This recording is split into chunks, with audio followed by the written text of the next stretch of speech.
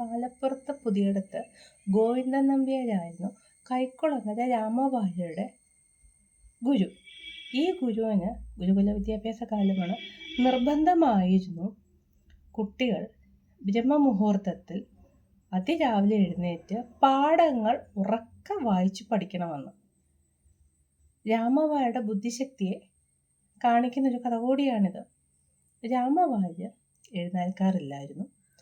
അദ്ദേഹത്തിൻ്റെ കൂട്ടുകാർ ഈ പാഠങ്ങൾ ഉറക്കെ ചൊല്ലിപ്പഠിക്കുന്നത് കേട്ട് അദ്ദേഹം കിടക്കുകയായിരുന്നു. ഒടുവിൽ ഗുരു അദ്ദേഹത്തെ വിളിച്ചിട്ട് ചോദിച്ചു, എല്ലാവരും പഠിക്കുമ്പോൾ രാമവാര്യർ മാത്രം എന്താണ് കിടക്കയിൽ നിന്ന് എഴുന്നേൽക്കാത്തത്?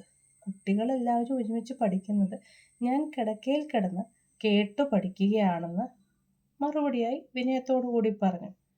ഇതെല്ലാം ഞാനും പഠിച്ചു കഴിഞ്ഞു. അപ്പോൾ ഗോവിന്ദൻ നമ്പ്യാർ ചോദിച്ചു, പാഠങ്ങളൊക്കെ ഒന്ന് പറഞ്ഞാട്ടെ എന്ന് പറഞ്ഞു. രാമവാര്യർ ഇത് മുഴുവനും ചൊല്ലിക്കേൾപ്പിച്ചു.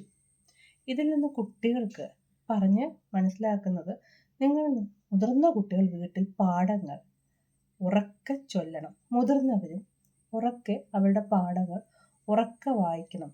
സന്ധ്യയ്ക്ക് വിളക്ക് കൊളുത്തി നാമം ചൊല്ലിയ ശേഷം ഒരു അരമണിക്കൂർ അല്ലെങ്കിൽ 1 മണിക്കൂർ ഈ പാഠങ്ങളെക്കുറിച്ച് ഉറക്കെ ചൊല്ലിയാൽ ഇത് കേട്ട് കുട്ടികൾക്ക് മനസ്സിലിരിക്കും.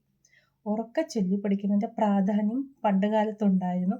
നമ്മൾ സമയം കിട്ടുമ്പോഴും കുട്ടികളിത് പിന്തുടരുന്നത് വളരെ നല്ലതായിരിക്കുമെന്ന് ഈ കഥയിലൂടെ എൻ്റെ കൊച്ചു കൂട്ടുകാർക്ക് ഞാൻ പറഞ്ഞു തരുന്നു.